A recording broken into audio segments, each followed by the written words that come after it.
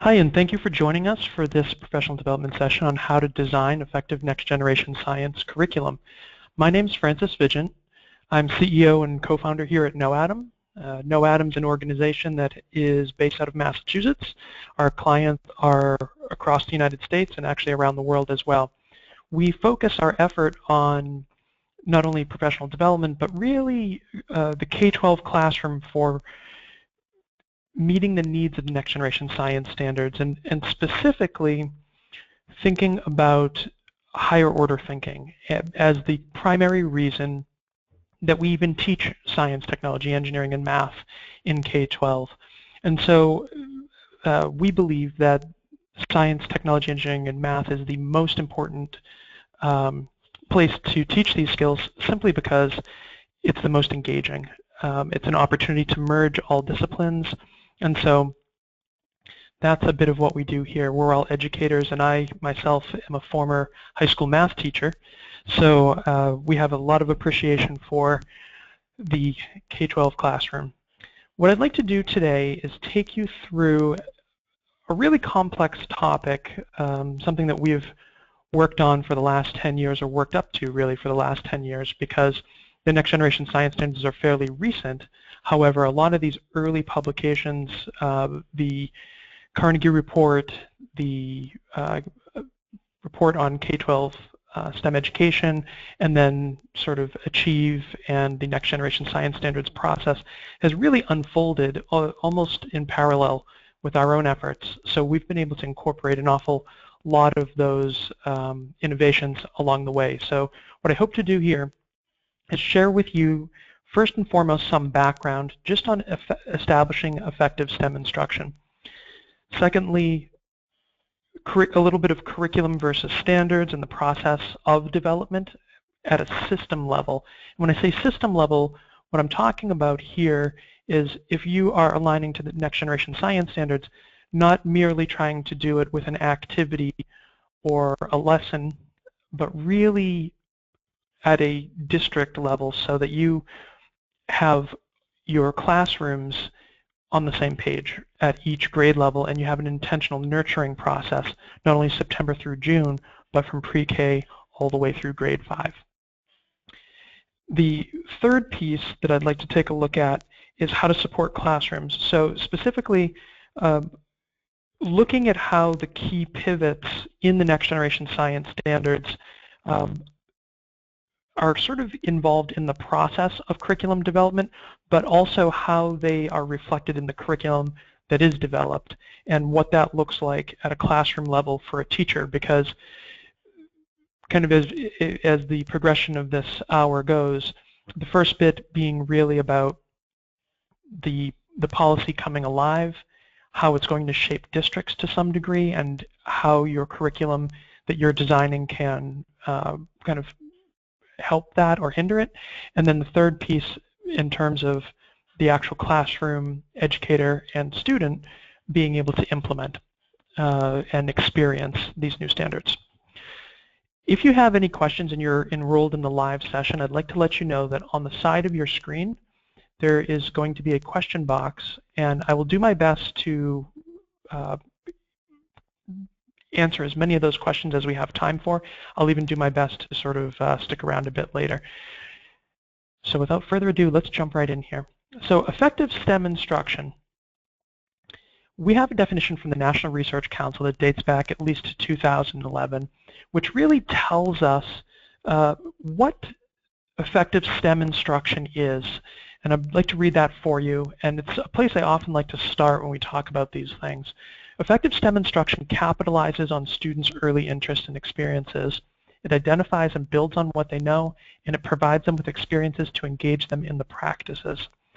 So the purpose here is to start kindergarten, pre-K, and have an intentional nurturing process. So that's the system component.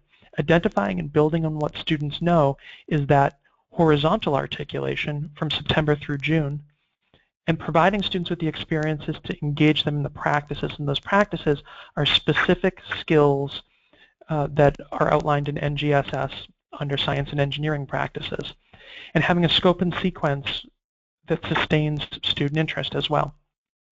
what we're going to talk about here is really a movement from what you see on the left in an I-do model to a you-do model on the right. Not this sort of traditional model of instruction that most of us were sort of taught to teach with, where content flows through a teacher.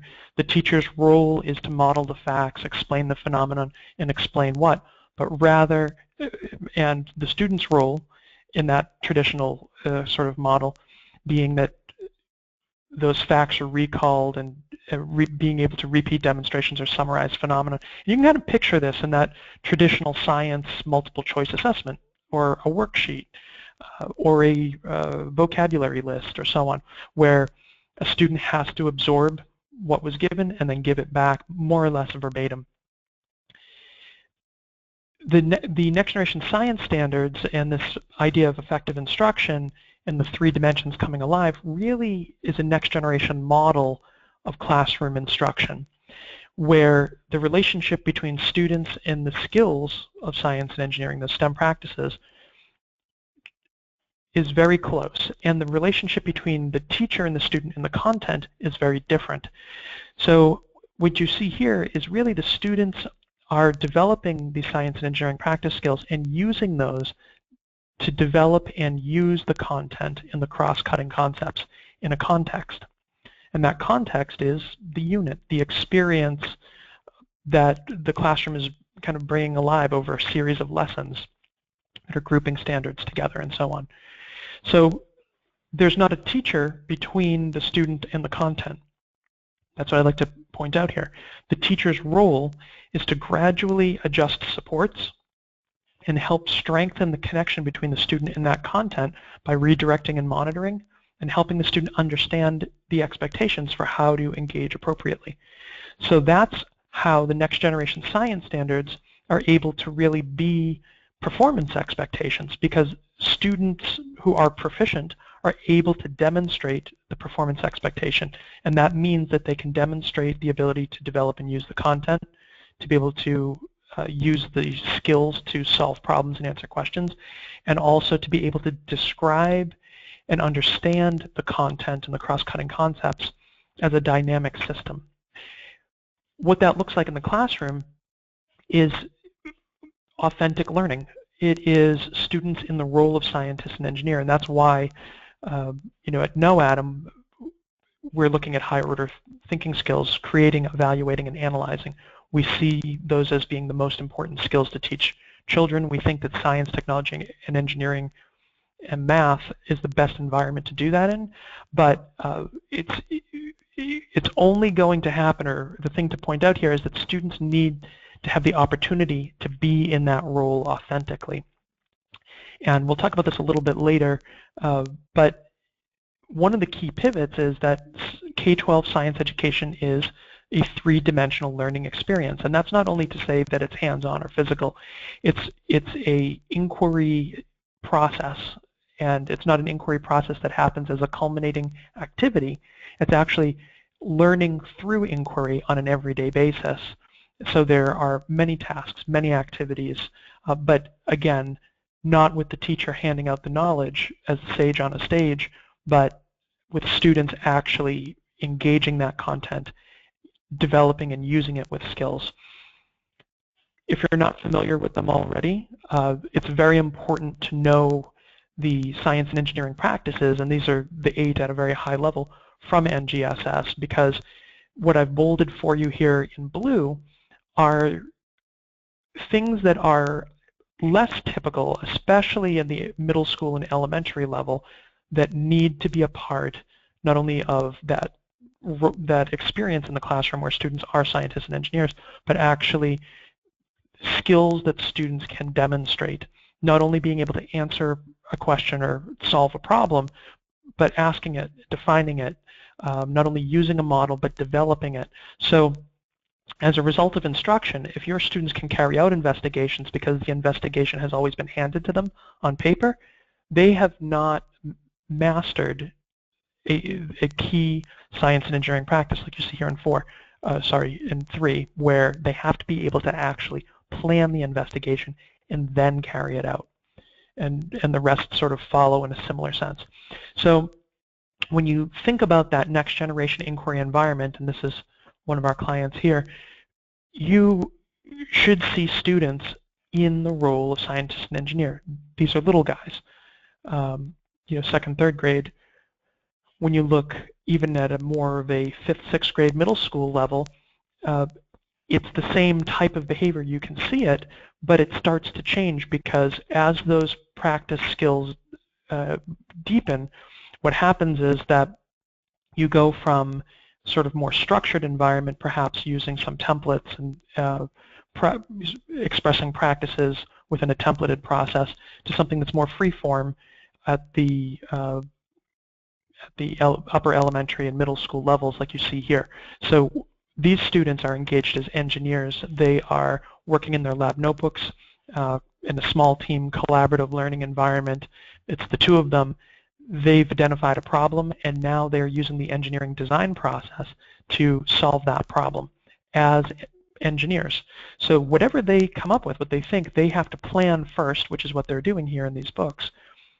They're going to then use whatever materials to create a solution to that problem. So when you see classrooms under NGSS, they're going to look more and more like this versus the traditional model of kind of a worksheet, graphic organizer, fill in the blank, and reading assignment. Not to say that there won't be assessments, and not to say that there aren't going to be nonfiction reading components. There are, but it's not the core of instruction by any means. It's impossible for something like that to form the core of instruction. And here's why. Because when you look at the next generation science standards, what you see on white is a performance expectation. That curriculum that you're developing needs to create a classroom environment where students have the opportunity to develop an understanding and also demonstrate an understanding, because that's going to be the expectation of next generation assessments. Those performance expectations rest on these three dimensions: the practices, the disciplinary core ideas, and the cross-cutting concepts. Left to right, it's skills, content, and systems. I'm not going to go into this in detail, but that is what needs to come together simultaneously on an everyday basis in the classroom, whether it's first grade, fifth grade, eighth grade, 12th grade. That's what needs to happen. If it's 4 days of reading and 1 day of engaging in practices and then trying to isolate practices, it doesn't work. That's not the spirit of NGSS. When you think about how these pieces merge and the relationship between practices and processes, it's important to point out that those three dimensions, the practices, disciplinary core ideas, and cross-cutting concepts, are reflected in the scientific process and the engineering process. I just want to stop here for 1 second to point out that when you think of the scientific method or the engineering design process, sometimes people think, oh my goodness, that sounds like something from the Jurassic period.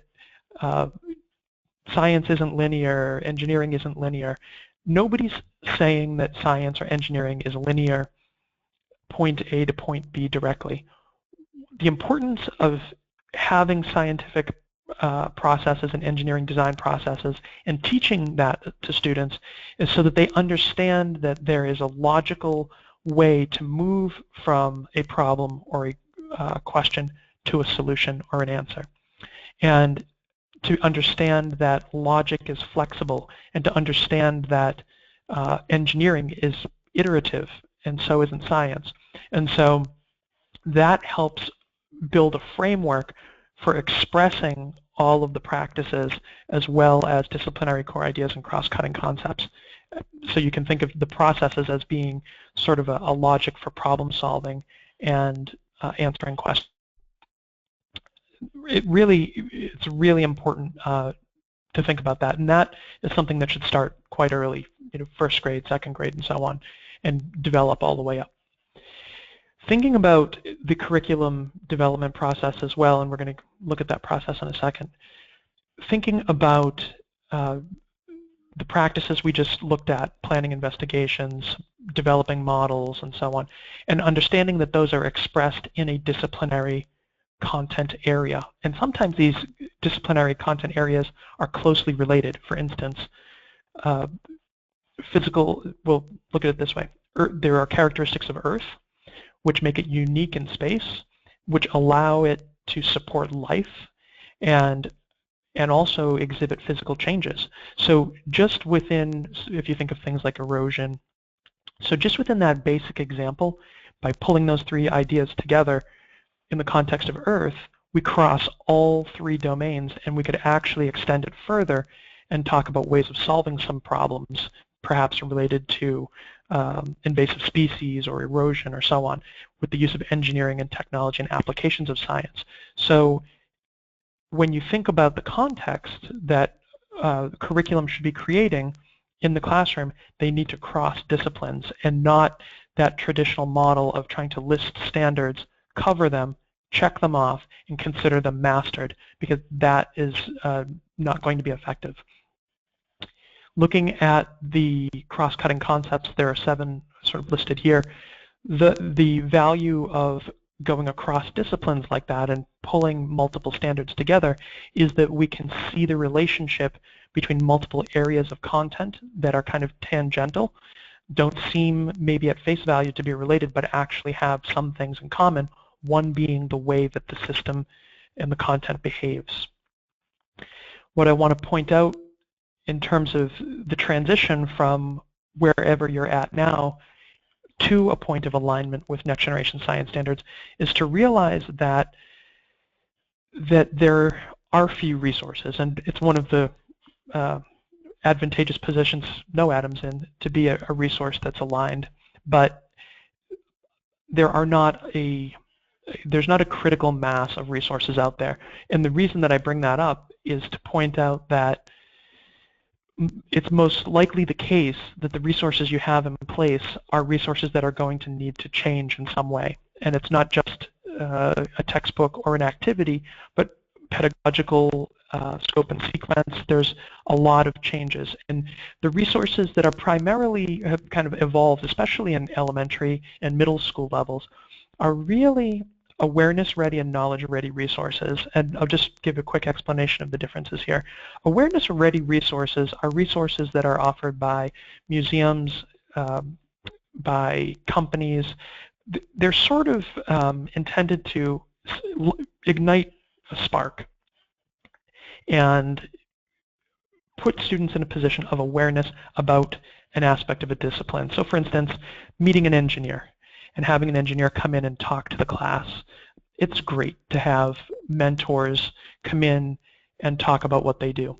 As a result of the talk, students are going to be aware of an application of science or of engineering, perhaps a career opportunity, but they're not going to be ready with the skills to participate in actually building circuits or to understand why something is magnetic.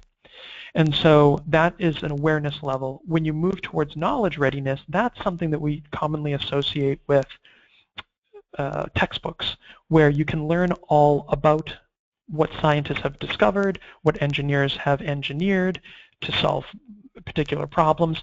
That's knowledge. It's really backward looking. Okay, so knowledge being something that's sort of a vault of facts. Performance readiness is task-oriented. Task predicts performance. So kits oftentimes are what we associate with performance readiness. So if you've been using kits, and we've all seen the black and white speckle boxes and the big plastic totes and so on. You know, I used them when I was a child. I taught with them. They're still out there. People will use 3 a year.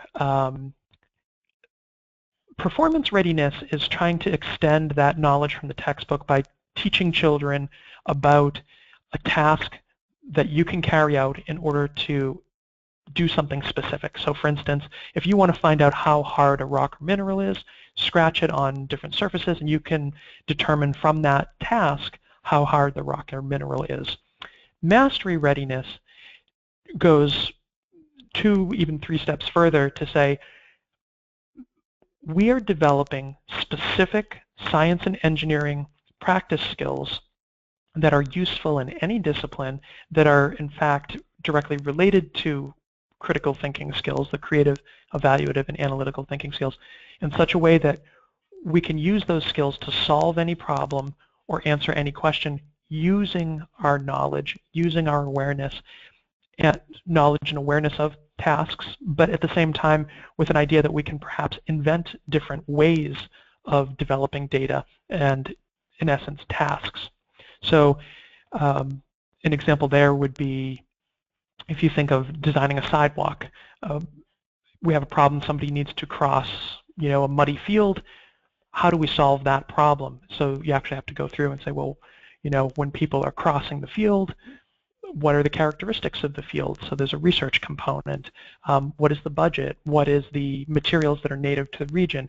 And then so you start to get into materials lists and then thinking about potential prototypes, which you would then test. And you'd have to think of a way to test them. Do you have to freeze them? Do you have to scratch them? Do you have to run skateboards and wheelchairs and shoes and dress shoes, sneakers and so on across it?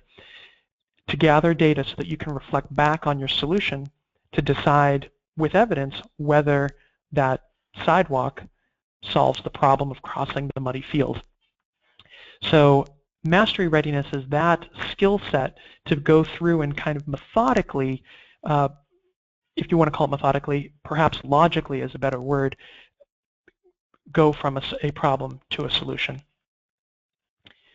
And that brings us to why next generation science standards. The reason we've needed next generation science standards, and if you look at the evolutionary process that got from the Carnegie Corporation's report really calling for a next generation science standards development process with partner states to the point of their publishing, the publishing of next generation science standards more recently, it really comes down to these skills. And it comes down to teaching students higher order thinking skills beyond the lower order remembering, understanding, and applying to the higher order analyzing, evaluating, and creating, which we all know from Bloom's taxonomy. What's really interesting is that those are the skills that are the stuff, I guess, of innovation. By teaching children to create, evaluate, and analyze, they may become scientists and engineers, which is fantastic. But they're equipped to be innovators, whether they're innovative salespeople, innovative plumbers. They become trainable because they understand how to step into a role and begin problem solving. So they can support STEM industry, or they can go off on something that's completely not STEM related, but they're prepared with these skills, which are essentially a deficit in curriculum under a traditional model in many cases. So that's why we really needed these standards.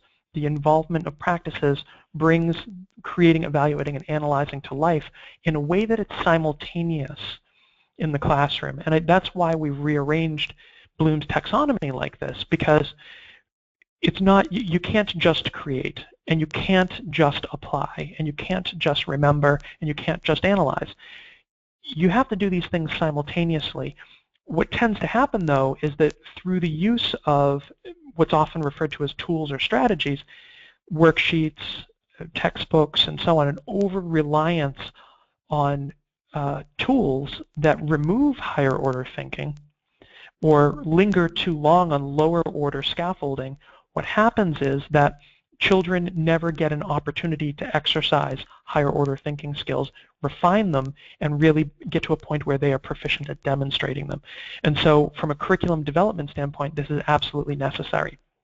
So let's take a look at what that kind of process and resource base needs to be. So oftentimes, or I should say it's not uncommon, that somebody will say to me, oh, I develop curriculum, and that can mean anything. People who have developed a worksheet oftentimes will think of themselves as curriculum developers. The reality is that the curriculum development process is fairly complex, and I want to point out, as you're structuring your curriculum development process, the things you want to take into account as you're building your teams. It's really, NGSS especially, is not something that's really something that one person could do. It really takes at least a small team of people to be able to kind of fill out what's necessary. Let me show you what I mean by that. So the base of developing effective curriculum starts with an understanding of human organizational behavior. And when I'm talking about curriculum, I'm not talking about sort of the one activity that you might do in your classroom to try and address one aspect of a standard. That's not curriculum development. That's sort of task development, and that's much later on. What I'm talking about is curriculum which is something that is scalable, scalable within your team so that all your fifth grade teachers can share the same practices, and also something that's scalable within your district so that buildings can be on the same page, so that that way there your whole district is moving forward together. So human organizational behavior is very important. Just because something makes sense to one person doesn't mean that it makes sense to everybody. So to be able to communicate that in a way that's scalable through writing, oral communication is important, and that comes into consistent language and so on. The ability to envision the student and teacher experience simultaneously is really important. When you think about the importance of human organizational behavior in the teacher experience, it's important that curriculum is written not to support or that in such a way that it doesn't miscommunicate to a teacher that a traditional model of instruction is appropriate in executing the curriculum. And that's where this comes into play. The next piece that you want to think about are NGSS specific, the processes to develop and use science and engineering practices, cross-cutting concepts, and disciplinary core ideas. It's important that the team members really understand at a nuanced level the connection between disciplinary core ideas. It's a little bit misleading when you look at a standard and you see disciplinary core ideas grouped in that orange box below to think that, oh, these are the only disciplinary core ideas that relate to the standard, and in fact this is kind of a standalone, because that's not the case. Those are the ones that are most directly related, but there are disciplinary core ideas from different grade levels and grade spans which relate, and also from other standards which also relate. And it's important to understand those relationships in a nuanced way so that the curriculum is not teaching misconceptions, and it's also not teaching concepts in isolation, because that leads to an isolated idea of what science and engineering is and not a more holistic sort of big picture knowledge set which students need to develop to be able to demonstrate their understanding in diverse contexts. Relating DC ideas, disciplinary core ideas through cross-cutting concepts is important. Again, each of the elements of the three dimensions are something that can't be taught in isolation. And so the cross-cutting concepts come to life as you view content, so a content experience. So it's something, for instance, in the picture I showed you earlier, the students were dissecting owl pellets. Now, that's not something that's particularly uncommon, but they're doing it in the context of food chains, food webs, ecosystems, and energy chains and transformation. So when you think about cycles and inputs and outputs, and you think about energy transformation, all of that's coming to life in the context of dissecting those owl pellets, but only if the curriculum is designed to do it that way. Otherwise, it's just a nice, fun task, which loses some potential value. After you sort of have this core competency in your team is where you start to really get into the curriculum development, I think, as most people think about it. Networking the performance expectations, that's what I'm talking about by not viewing them in isolation or teaching them in isolation, but creating these experiences, these contexts where multiple performance expectations come together, multiple disciplinary core ideas, cross-cutting concepts, and so on are all coming together. And taking that understanding and vertically articulating it. So how is it that these concepts in your school or your district are going to build from one grade level to the next? the idea of spiraling, teaching something in first grade and then again in third grade, and not having it be something that's a part of every year is kind of ridiculous. And the reason is that, first of all, it's a systemic gap in your school. If students transition in or out of a district, and they weren't there the year you taught something, then they didn't get any exposure to it, which means that when it comes, because most states do not test science every single year, they tend to test in either fourth grade or fifth grade, or fourth grade or fifth grade, eighth grade, and then typically at least once in high school, if not every year. What happens is that students don't see that content again, but yet they for a couple of years, yet they're held accountable to it on the test. So if they enter after it's been taught, they end up being tested. It is a gap. So having that intentional nurturing process from one grade level to the next is very important. And having focused mastery objectives in each grade level is important. And that's how we approach it. So once that is sort of vertically articulated from grade level to grade level, now you have the ability to horizontally articulate and understand how you're going to progress from September through June, scaffolding vocabulary and concepts, and actually then begin forming units.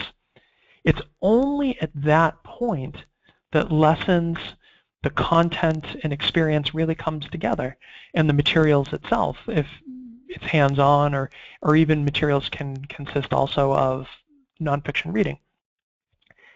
At this point, this is basically most people's definition of curriculum, is just one or all three or four of these elements. But in order for the curriculum to be effective, especially under NGSS, it relies on all of these foundational elements coming together. And as this transition's happening, they have to come together rather rapidly so that students are ready for the next generation of assessments. So curriculum being that overarching scope, sequence, materials, content, lessons, experience, and so on, we think of as units, are built it's built very intentionally. And this is how you meet the objectives of nurturing students September through June and from pre-K through grade 12. And get the data for accountability purposes and standardized testing that you want, because you have an articulated user experience for the teacher as well as the student. I'm going to show you what that looks like. The last bit I'll leave you on this diagram is that it's important that there's a continuous feedback loop. So once you've created something, and this is one of the things that we've seen here over our last 10 years, is that we're constantly learning things as well, especially on human organizational behavior, because as you scale and scale and scale, going from hundreds of students to thousands of students and so on, tens of thousands and hundreds of thousands, you get an opportunity to see how people misinterpret, how people have developed unhelpful habits, how things can be misconstrued, how misunderstandings can sort of crop up, and then also limitations of the units and time on learning and lessons and materials, experience itself, perhaps may not be culturally appropriate in certain circumstances. So this is not a set it and forget it kind of thing, especially because of how dynamic these new standards are. They really are three-dimensional. As you're thinking about the next generation science standards and these experiences, because that's the thing, is that the standards themselves aren't an experience. The curriculum's job is to bring the standards to life in an experience. That's a key difference between curriculum and standards.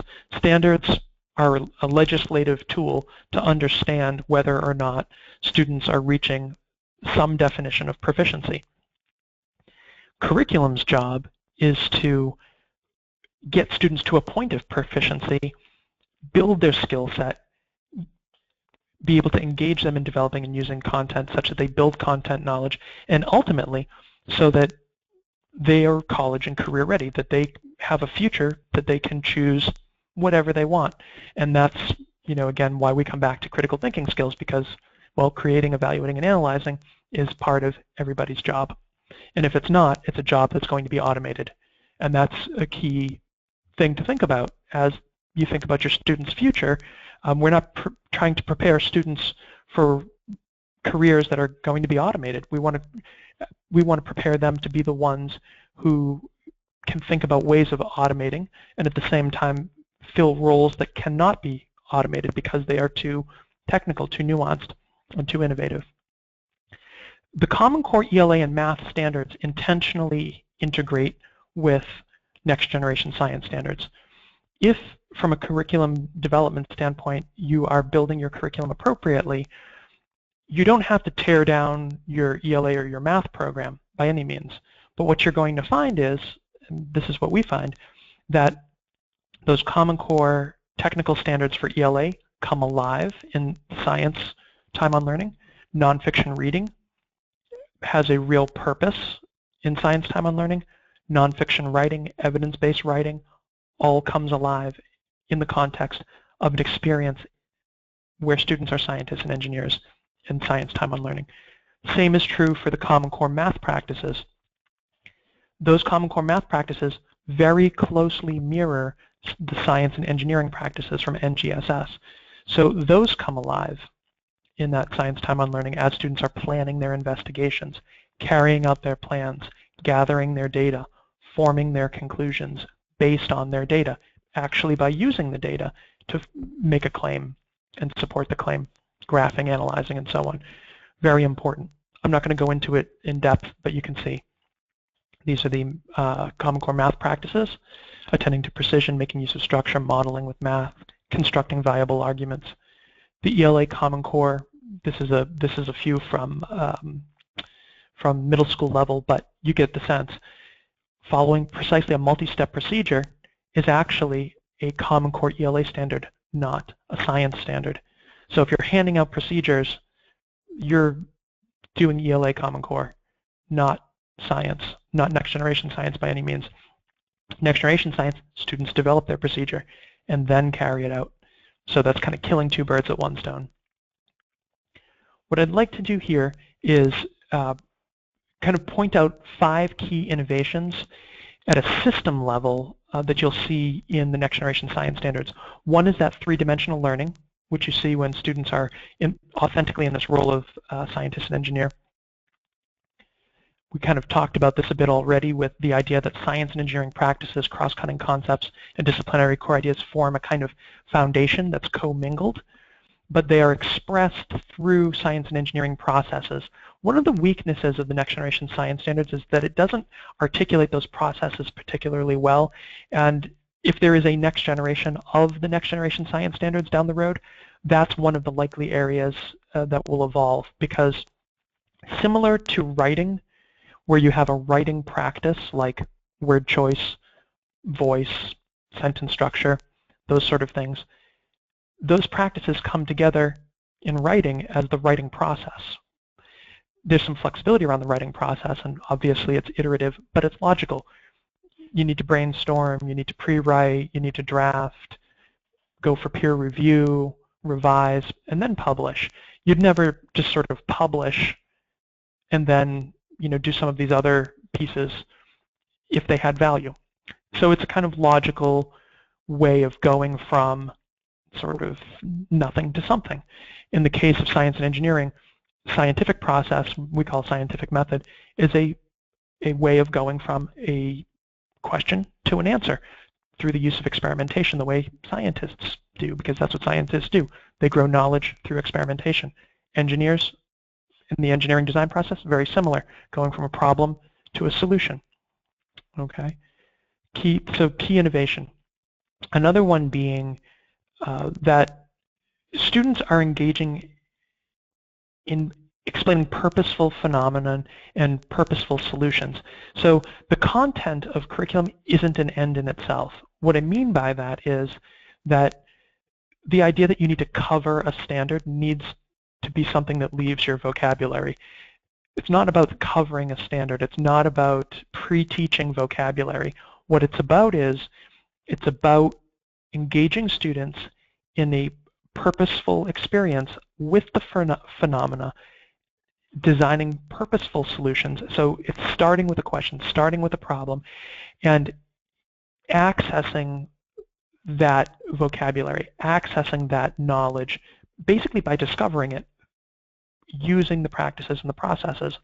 So obviously you can't get knowledge from nothing, but there is sort of a gray area where there's nonfiction reading which can form a bit of a foundation, but very quickly you need to move away from that into Socratic dialogue and then into questions and problems and investigations. So it's a very minor part.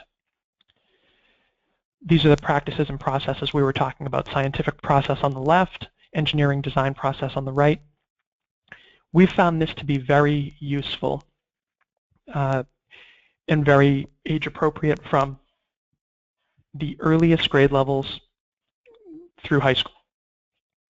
I think the thing to point out here is that there's a lot of crossover and similarity between the actual logic of science and the logic of engineering. However, given that you're answering a question or solving a problem, some of that logic changes, and in fact, these are iterative processes. And in reality, oftentimes people like to point out that, discoveries happen by accident, and that's true. And sometimes you come to a conclusion that a hypothesis is false. That's fine. That happens more often than not. But it's not to say that we want to teach children to sort of learn by accident. We want to teach children to understand that, to really look for connections and to try and make connections, and that if they are starting with a question, they need to try and first connect with what's already known, and then connect with what they think, and then connect with an idea of what they might do to find out more about their idea, and connect with materials, and connect with an actual procedure that they designed that's replicable, that can produce relevant data, and so on. So it's really about connections, and so I want to make sure that we don't sort of throw the baby out with the bathwater, in the sense of thinking that process is always linear, because it's not. But at the same time, it has a lot of value if we view it as dynamic.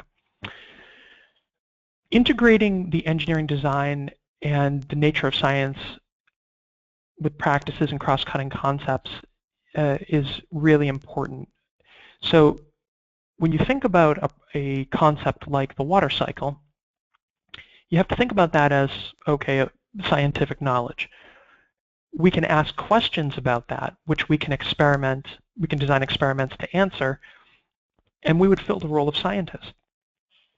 We can then take that knowledge and we can look at it and think of ways that we can solve problems that humans are faced with. So in the case of the water cycle, understanding about percolation rates, aquifers, groundwater, and so on, we can take our knowledge of the water cycle and apply it in an engineering context to try to solve the issue of point source pollution and how groundwater can become polluted. And so as we kind of think about curriculum from the standpoint of designing experiences, which is why I'm mentioning all of these as examples that we've created, what it does is it makes learning authentic, it is immersive, it's inquiry-based, and it's mixing both science and engineering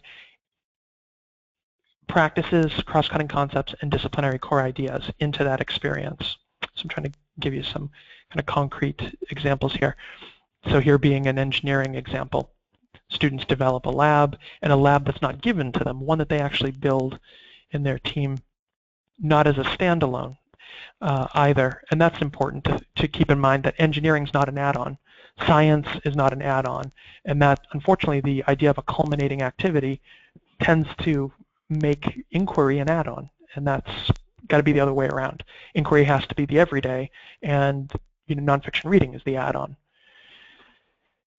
Integrating engineering design, the nature of science, when we do this, we have to be able to assess it. And so the idea of creating inquiry assessments has to be part of that curriculum development process. Here's a couple of examples of ours. So much like a PARCC assessment, if you're familiar with those, you're in Smarter Balance, where students are given a context or a scenario and then asked a series of questions which require them to demonstrate the practices of science and engineering, use information from the context, and actually develop it. And oftentimes through the series of questions, new information is introduced or new theories are introduced which challenges perhaps the assumptions that the student has made and which requires them to then gather more evidence. Very important. Last couple bits here. So in the fourth pivot, the science and engineering practices, disciplinary core ideas, and cross-cutting concepts have to come together in a coherent learning progression. So this is where we were talking about the idea that you can't just cover a vocab word, you can't just cover a standard and kind of check it off, and you can't spiral over multiple years, but you have to integrate. Okay, so you need to, it's much more of a scaffolding than a spiraling process. Science is essential knowledge, and again, the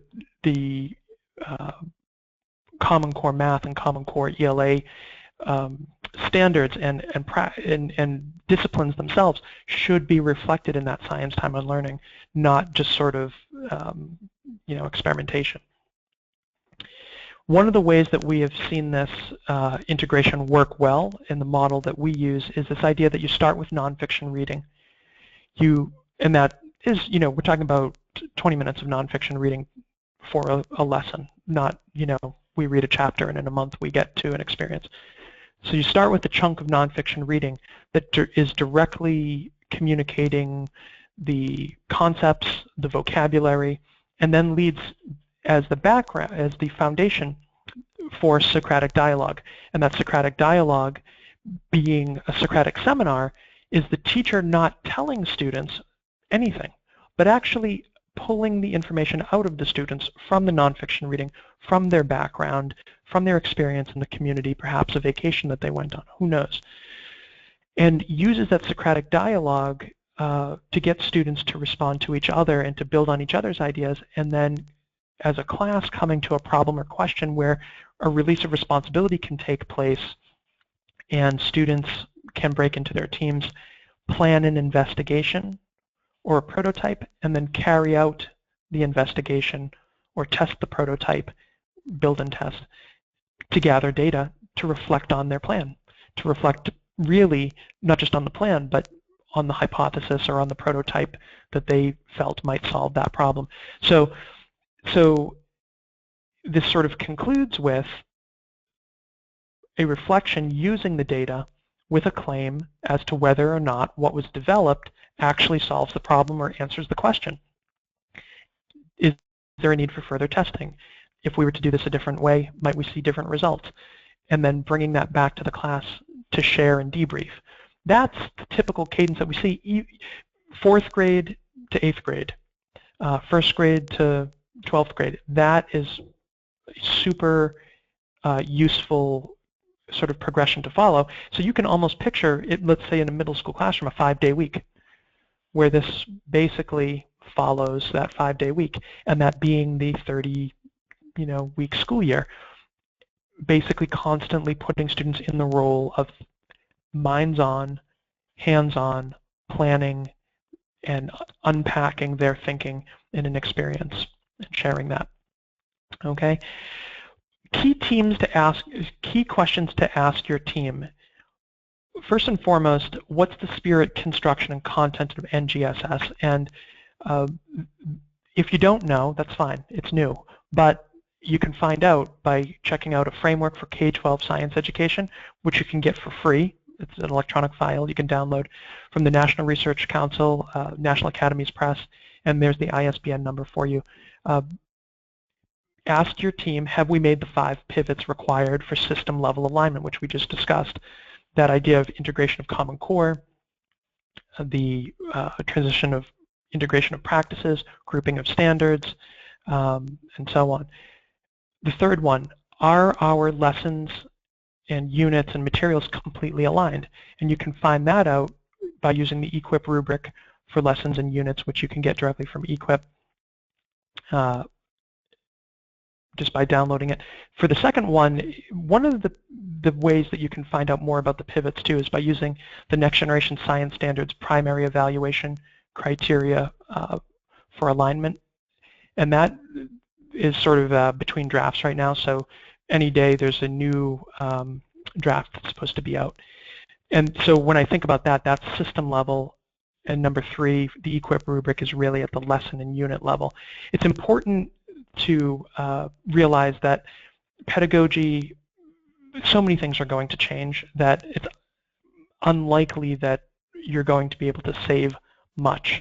Much of what you probably have is going to become supplemental to some continuum that you create or that you buy to implement. So what I'd like to show you here is some examples of basically that framework for supporting classroom instruction. So we think about the nature of science engineering as a cycle. Scientists ask questions, and this is not really our thinking. This is from the National Research Council, and it's kind of infused in these new standards. Scientists ask questions, they develop and use experiments to develop scientific knowledge. Engineers use that scientific knowledge to solve human problems, and they do that through the development of technology, first by prototyping and testing it, then by scaling it. Math forms the language of communication so that what is created can be replicated and understood, communicated and understood. So math's a tool of communication in all these areas. So that's really the foundation from which everything comes from in the student's understanding. We approach it through curriculum, professional development, and materials to be able to support that STEM learning environment, which you see in the bottom left. What KnowAtom focuses its time on is bringing those pieces in together so that they're all closely aligned to the standards. They meet the peak criteria, they meet the equip criteria, and they're actually effective in producing learning outcomes, which we can detect in data. So what you see here is a grade 1 through 5. I don't have enough space to show you all the way through middle school and so on. But you can see each strand builds, each disciplinary content area builds from one grade level to the next, and also from September through June with a specific unit articulation. And engineering being an application of science, engineering kind of infused in multiple units. From a student's perspective, it looks like exactly that progression I showed you. Short nonfiction reading pieces to establish background content, Socratic dialogue to activate learning. Students, and this is a 4th grade student, connecting that knowledge and those skills with the actual practices by planning an investigation, and then using that plan, which is, here's an example, using the plan to develop an experiment and data which they can then form a conclusion from. So that's what's circled here, is the actual data from the plan and a conclusion that's formed from that. And so what you see in the classroom is students accessing STEM content with practices. And every student team, while they have to agree with each other in their team, from team to team there's tons of variation. So students are learning a 21st century collaborative learning skills and cooperation, but they also are understanding the true nature of science and engineering to be something that's incredibly diverse, and to be able to look at their solution versus others. And this is what that kind of looks like. So just some examples from some of our programs. This is an interesting one I always like to bring up.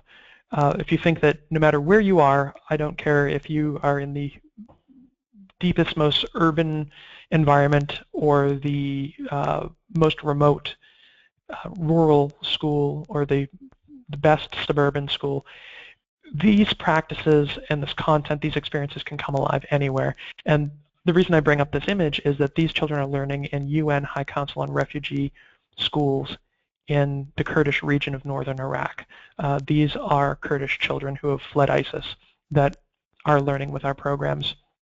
And you can see the behavior here very much mirrors the behavior here very much looks like what you see here, just a different floor and ceiling, a different location on the GPS, but otherwise it's all the same. And I think that's to the credit of the folks who developed the Next Generation Science Standards, because the practices were really identified to be something that are appropriate at any grade level, that can have increasing depth over time and really are agnostic of which environment they're a part of. And then, of course, students analyzing what they have developed, their data, and then debriefing and evaluating claims.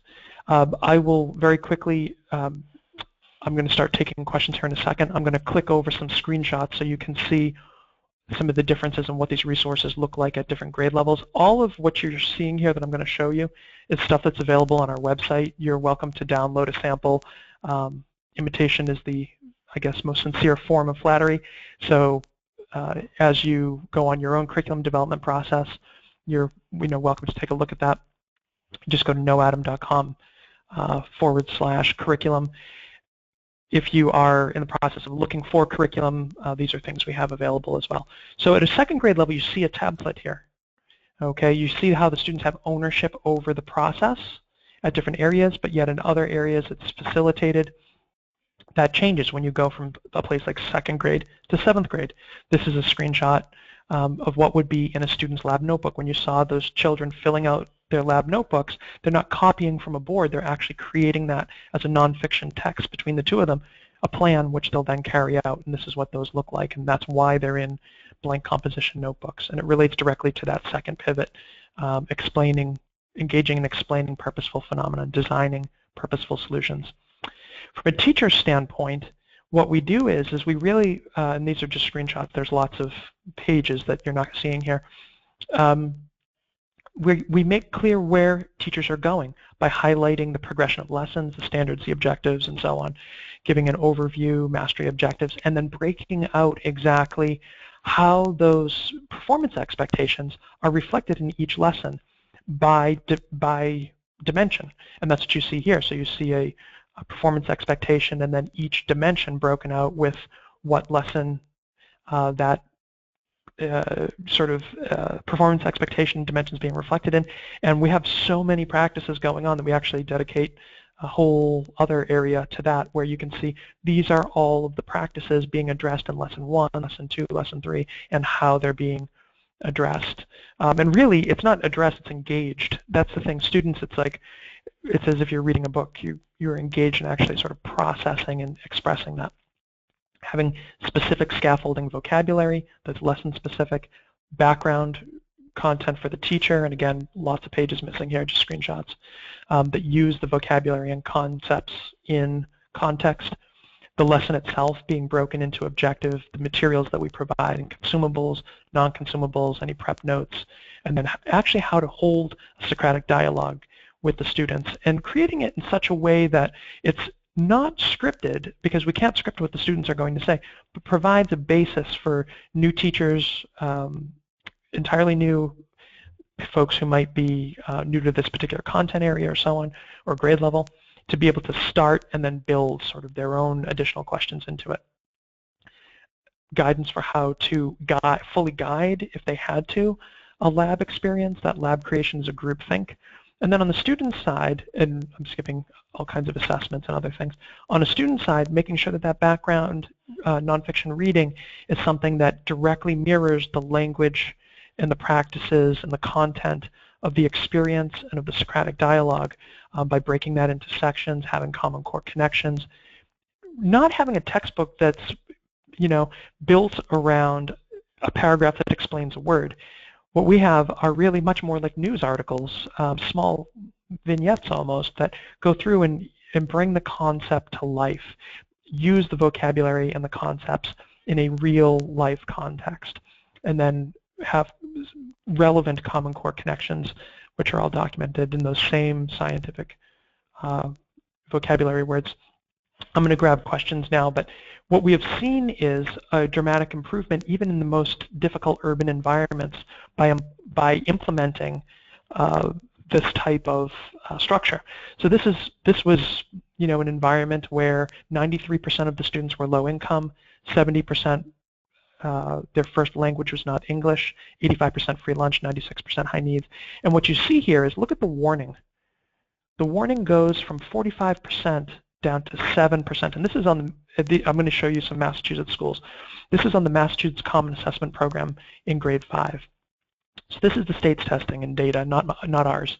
So you can see such a dramatic drop, which does cause an increase in needs improvement, because the students are moving out of the lowest category to the next lowest, but it also is causing an improvement in the advanced and proficient scoring students, which is really important. And these are shocks, changes in principal, changes in teacher, but nonetheless you see a kind of a positive trend.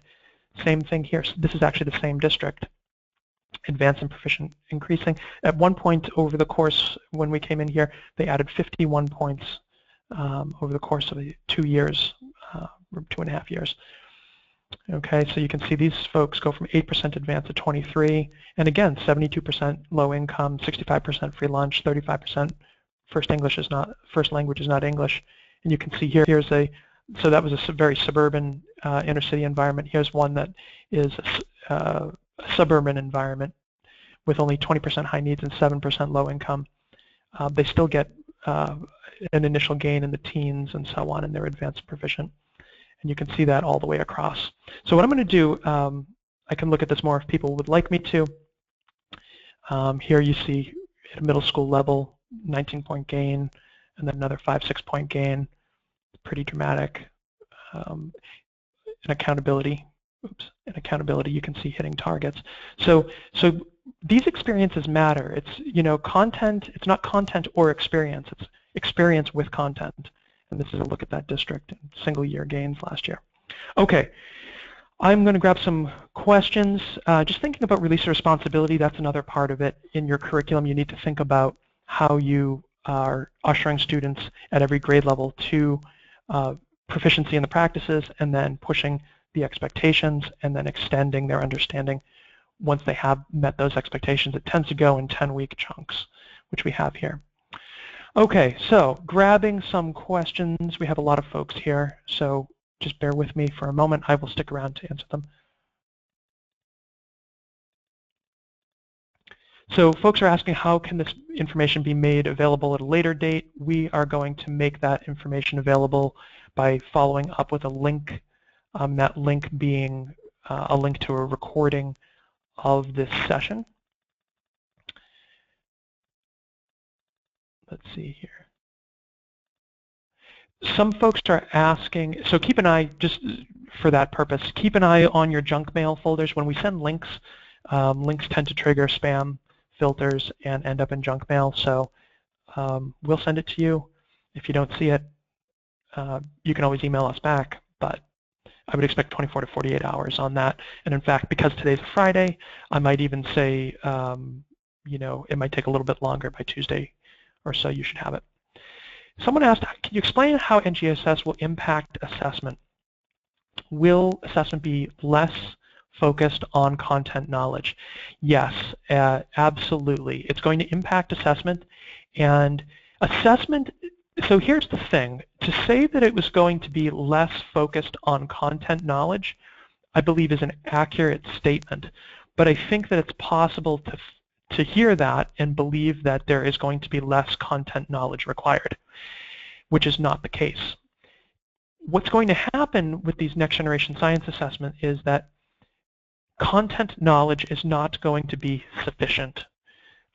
What's going to happen is that students are going to have to demonstrate their content knowledge by engaging in science or engaging in engineering through those practice skills.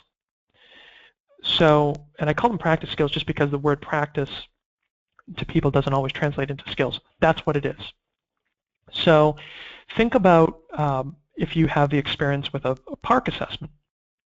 Nobody cares that a student can read a passage and then tell you that John drove a red truck to the market. Nobody cares. That is sort of the old model of a content focus, right? The finding a fact. The fact is John drives a red truck. What people care about is, why does John go to the market? Why does he drive a truck? Why is the truck red? And so think about it as a transition from what to why. And so in a science context, the way these assessments are going to change, it's going to change from asking questions of what to questions of why. It's not going to be what did the bird eat, what type of foot does a duck have. It's going to be why does a duck, why is a duck's foot webbed? Or at an even higher level, if you consider something like climate change, giving information with two graphs, one where it's temperature over time, and the other being amount of carbon dioxide in the atmosphere over time, and asking a student if the two are correlated. And they may even interject a student's opinion where a student says they are not correlated, and asking, or a fictional student, I should say, opinion that they're not correlated, and then asking the actual student who's taking the assessment to look at it and look at the data and to try and find a place on the graph that supports this student's opinion.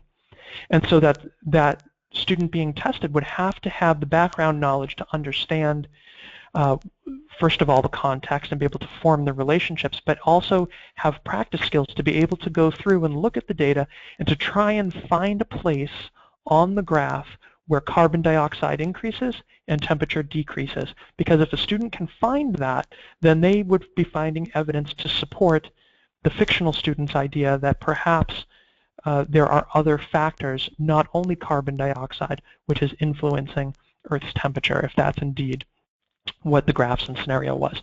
So it's much, much deeper than the fact sort of content knowledge assessments that everybody is used to.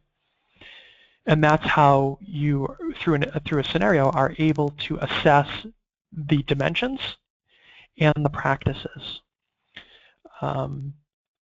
Somebody asked, what is the price of our curriculum for kindergarten through grade 4? That's a great question. What I would recommend is, I don't want to take time here and I don't want to get into sort of a selling piece. What you can do is reach out to Mary Ellen, or you're welcome to reach out to myself. I'll give my contact information here, and I'll forward that to the right person. Just to give you a quick sense, so what happens is that depends on the size of your school sections in your school, because there are durable components, which if a teacher teaches multiple sections, they get used over and over.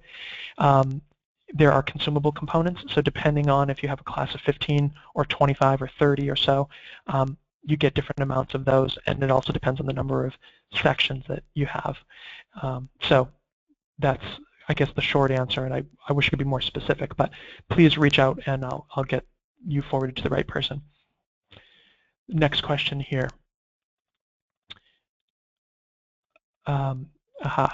So somebody points out that K-12, this is all a K-12 process, but we don't have anything on our website for high school. Is it in the works? If so, when would it be available? We don't. We don't have anything available for high school, and it's not in the works, and I'm going to explain why. So the trend at this point, as these standards take hold, we view high school as essentially becoming much more of a college experience for students. And we really believe that that's going to become something that is nuanced to communities and to states specifically, and that there are going to be much tighter partnerships, particularly between the high school classroom and the community college providers, as well as industry. And so for that reason, it's not really scalable for us to produce high school curriculum that is really broad-based. Will we get there at some point? Perhaps, but at this point our primary focus is elementary, early elementary, middle school, and middle school tends to be really where we have a lot of folks that are most concerned, I would say, at this point. But you have to recognize that it absolutely starts early. It starts in that pre-K, kindergarten, first grade, and it continues after we leave off. And so our goal is really to make sure that when students leave 8th grade, they're not only proficient in the practices, the content of those disciplinary core ideas, and the cross-cutting concepts, but that they're ready to take on what would be oftentimes, in I think moving forward, what we would consider kind of college 101 or pre-college work, but something that would tie in with perhaps feeder programs for state universities and community colleges and so on. Somebody asked, can we obtain the visuals we've shared? We don't have a repository of those right now that's available. What we do have, and I would encourage you to join our blog. It's free. All of these things are free. Unfortunately, the curriculum and the materials aren't free, but the blog and the webinars are, and other aspects. So if you go to blog.knowatom.com and you subscribe, oftentimes you can grab visuals through there. We'll use them often in our blog posts.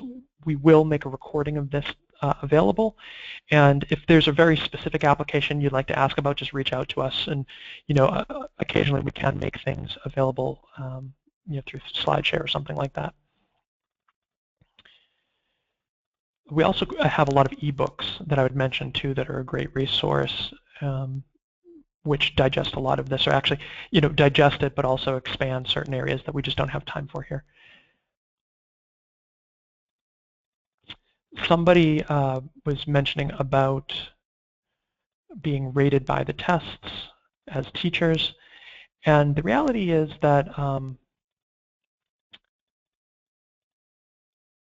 somebody mentioned that they see high performance in class lab work, but they're unable to do the assessment answer questions.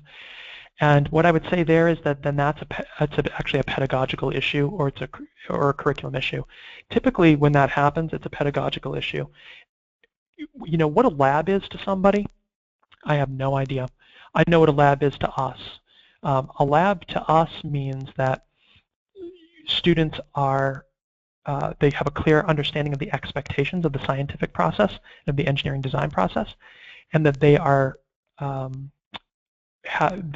not only just sort of engaging in free experimentation, trying to collect data, but they're actually engaging first in a planning process that is uniquely theirs with a partner. They are then carrying out that plan. And so at this point, not only do they understand the problem in question as well, or question in depth, but they understand the actual process that they carried out in depth because they created it. The data that they gather, they understand in depth, and now they can use that data to reflect on their hypothesis or their prototype to understand if it answers the question or solves the problem. So that's also in depth. Now, if that is all occurring the way I just described it, students should be able to answer assessment questions. Now, if the assessment question isn't related, so from a standards perspective, it's not related to the experience, then that's an issue of alignment of the lab or the assessment to the standards, or potentially all, both could be misaligned to each other and the standards. So that's a place where you can see kids having a lot of fun. That would be quote unquote high engagement, but a lack of performance. Somebody else asks here, let's see. Metacognition is a great way. Someone asked a question about cognitive dissonance. Metacognition is a huge, and I don't want to kind of get into SAT words, but thinking about our thinking.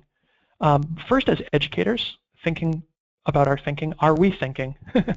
Are we thinking about what we're doing, which is what we usually are doing, or are we thinking about why we're doing it, which is much more important, and are we recognizing that? And the same thing in our students. Are we focused on the what, which is an old school model, or are we really focusing on why? And can students answer why? Can they articulate why? That's really important. Somebody asked about getting samples of curriculum. On the website, just go to knowatom.com/curriculum. You can download samples. It's not all there, but there are samples. If you are looking for something beyond that, you can reach out to Mary Ellen or to myself, and I'll forward you along to the right person.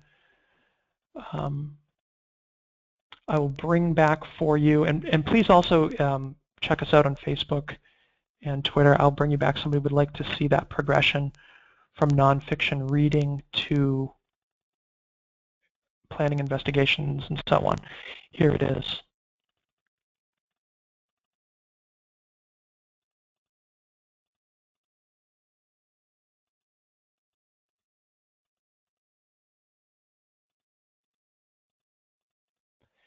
Some folks are expressing some changes in assessment style from something that's paper and pencil, more of a multiple choice or even an inquiry open response, to something that's computer-based and sort of a select all of the above.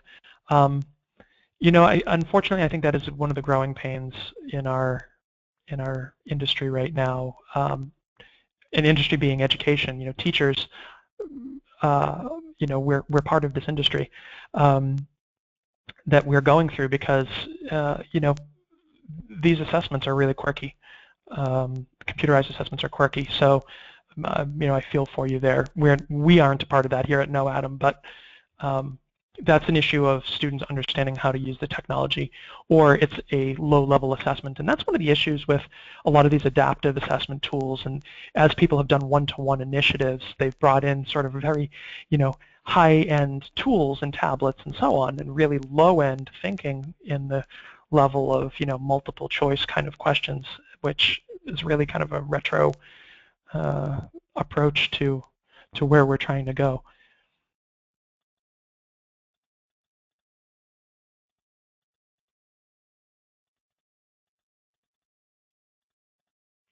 Folks are asking about time on learning. So this really varies. So the base sort of rule of thumb that we use is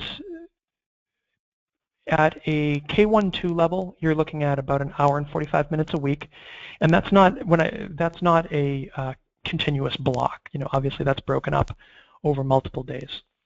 So what I'm going to tell you here is aggregate time on learning. So kindergarten to second grade, about an hour and 45. From grade 3 through grade 5, it's about 2.5 hours a week in aggregate. Now, with No Child Left Behind, the focus for most people turned to ELA and math, and out the window went science and social studies and art, music, and a lot of other things. So you know, it's not uncommon that a lot of people don't do that 2.5 hours of time on learning. They try to do 15 minutes or 30 minutes at the end of the day on Friday. So, you know, it's the same thing with budgeting. If it's a priority, if critical thinking is a priority, if practice skills are a priority, and if moving students' standardized test data in science is a priority, that needs to change. The great thing is that by changing that, you are not just going to benefit science, you're going to benefit math and ELA, because at least in our case, when students are engaged in what we offer, the Common Core ELA and Common Core math practices come alive, and that makes a huge difference for ELA and math, because students are actually applying it and it's relevant, it's hands-on. So once after 5th grade, the middle school, so grades 6 through 8, there you're looking at about a 55-minute-a-day model. If you have larger blocks of time, you can do like 3 hours and 45 minutes in aggregate. So oftentimes waterfall scheduling allows for that, where you might have hour-and-a-half blocks a couple times a week. But that's sort of it, and then that continues into high school in most cases. For after-school providers, we typically don't provide our curriculum for after-school providers, but you know, if it's a unique case, we're happy to take a look at that. And if there are any other questions, I'd be happy to take those. I know we are well over time, and I know so many people are still with us. I'm going to take a quick scan down this list. If you have any other questions and like to get them in, please do.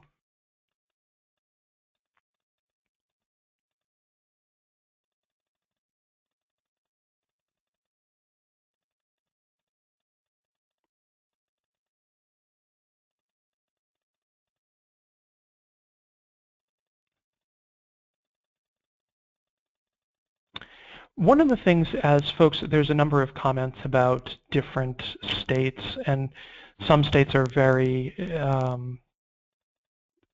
traditional, we'll say, in their approach to science and engineering, and are very tied to the textbook and facts and whatnot. The reality is that by taking a more NGSS approach, you get a lot of value. So the thing is, standards are a minimum. They're a minimum in every state. So you can't ignore them. But what's interesting is you can teach beyond them. And unfortunately, to get great performance, even with really lowbrow kind of fact recall models, by teaching in a way that we've been talking about here, what you can do is you can accomplish all the goals of students engaging, being able to demonstrate their knowledge of the water cycle or of fossils and minerals and rocks and earth landforms and all these sort of things. But you get so much more, and you get more in terms of performance on the fact recall, because students have built a framework of understanding that they've experienced. You get more for your ELA, you get more for your math time on learning, and fundamentally the student gets more, not just in their experience, but really for their life, because they're better prepared. And that's really the reason we're all here at the end of the day. I know we get evaluated on these tests and everything, but it's beyond that. Last couple, you're very welcome to everyone who's said thanks.